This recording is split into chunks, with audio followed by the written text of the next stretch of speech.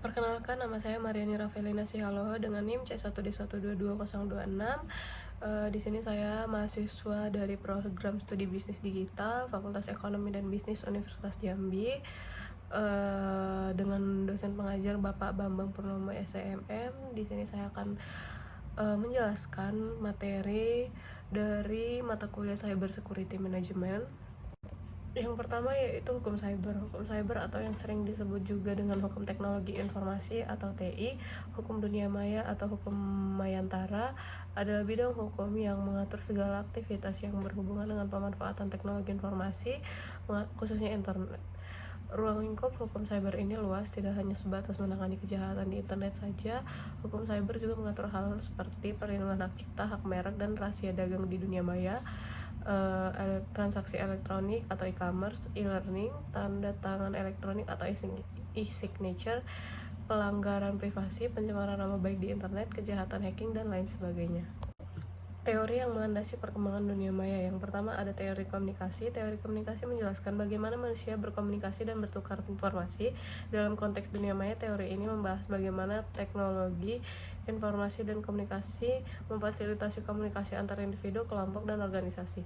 Teori-teori seperti model Shannon-Weaver, agenda setting, dan uses gratification membantu kita untuk memahami bagaimana informasi diproduksi, disebarkan, dan dikonsumsi dunia maya. Yang kedua, teknik jaringan. Teori jaringan mempelajari struktur dan hubungan antar elemen dalam suatu sistem. Dalam konteks dunia maya, teori ini digunakan untuk menganalisis struktur jaringan internet, interaksi antar pengguna, dan penyebaran informasi.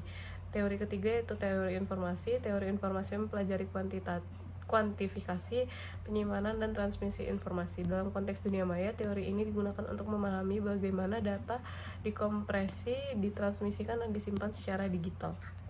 Baiklah, selanjutnya aspek hukum dalam aplikasi internet. Yang pertama, hak cipta.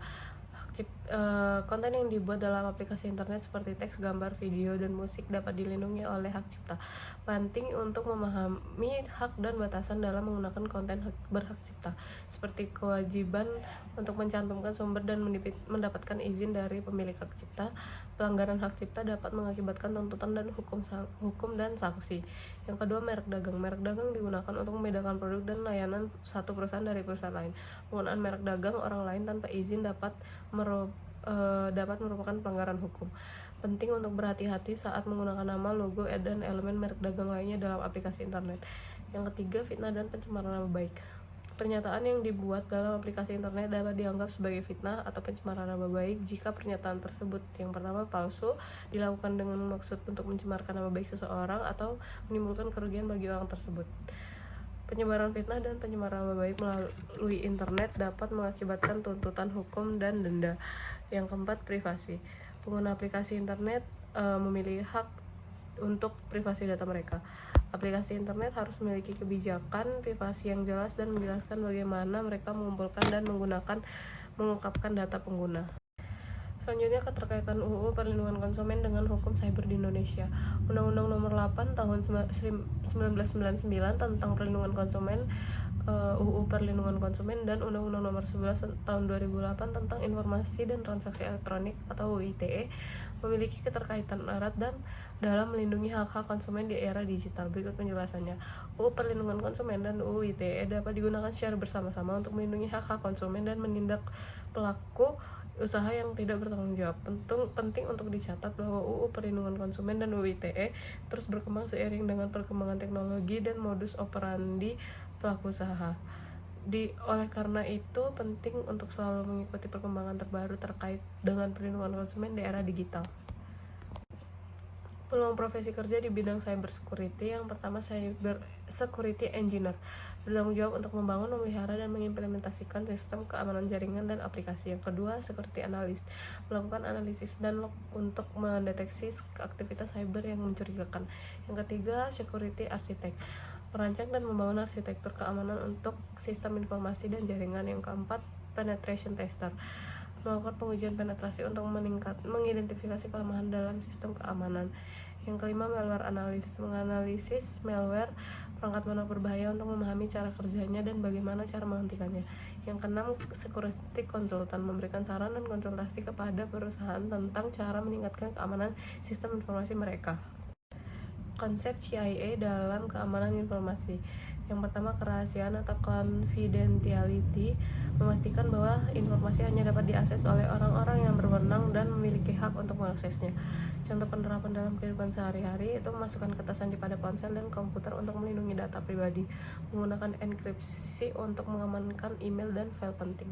Yang kedua, integritas atau integrity, memastikan bahwa informasi akurat, lengkap, dan konsisten. Contoh penerapan dalam kehidupan sehari-hari yaitu menggunakan checksum atau hash untuk memverifikasi integritas file yang diunduh. Yang ketiga, ketersediaan atau availability, memastikan bahwa informasi tersedia bagi pengguna yang berwenang saat dibutuhkan, mencegah penolakan layanan, downtime, atau gangguan akses terhadap informasi. Contoh penerapan dalam kehidupan sehari-hari yaitu menggunakan firewall untuk melindungi jaringan dari serangan cyber, lalu melakukan load balancing untuk memastikan ketersediaan aplikasi web. Selanjutnya, perbedaan ancaman, kerentanan, dan risiko dalam keamanan informasi. Ancaman adalah potensi bahaya yang dapat mengeksploitasi kerentanan untuk menyerang aset informasi. Ancaman dapat berasal dari berbagai sumber. Contoh ancaman yaitu peretas yang mencoba mencuri data sensitif dari perusahaan, dan malware yang mengenkripsi file dan menuntut tebusan. Kerentanan adalah kelemahan dalam sistem perangkat lunak atau proses yang dapat dieksploitasi oleh ancaman. Contoh kerentanan yaitu kata sandi yang lemah atau mudah ditebak. Yang kedua, sistem operasi yang tidak diupdate dengan patch keamanan terbaru. Ketiga, perangkat lunak yang memiliki celah yang diketahui. Risiko adalah kemungkinan terjadinya kerugian yang disebabkan oleh ancaman yang mengeksploitasi kerentanan.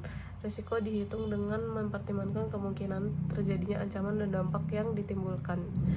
Contoh risiko yaitu risiko pencurian data sensitif pelanggan oleh peretas. Yang kedua, risiko kerusakan sistem IT akibat serangan malware.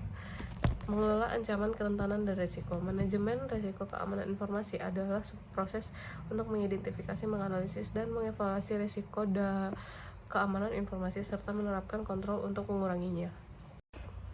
Pentingnya penerapan kebijakan dan standar keamanan informasi dalam organisasi. Melindungi aset informasi berharga. Organisasi memiliki berbagai aset informasi berharga seperti data keuangan, data pelanggan, dan rahasia dagang.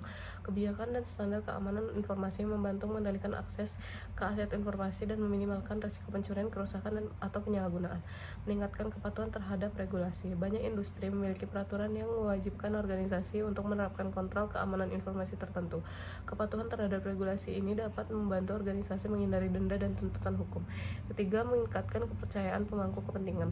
Pelanggan, mitra bisnis, dan investor cenderung percaya organisasi yang memiliki komitmen terhadap keamanan informasi. Penerapan kebijakan dan standar keamanan informasi menunjukkan kepada pemangku kepentingan bahwa organisasi serius dalam melindungi datanya dan data mereka. Yang keempat, meminimalkan gangguan bisnis. Serangan keamanan cyber dapat menyebabkan downtime sistem, mengganggu operasi bisnis, dan mengakibatkan kerugian finansial yang signifikan. Kebijakan dan standar keamanan informasi membantu mencegah serangan ini dan meminimalkan dampaknya jika terjadi. Baiklah, sekian presentasi dari saya. Jika ada yang kurang berkenan, saya mohon maaf. Terima kasih.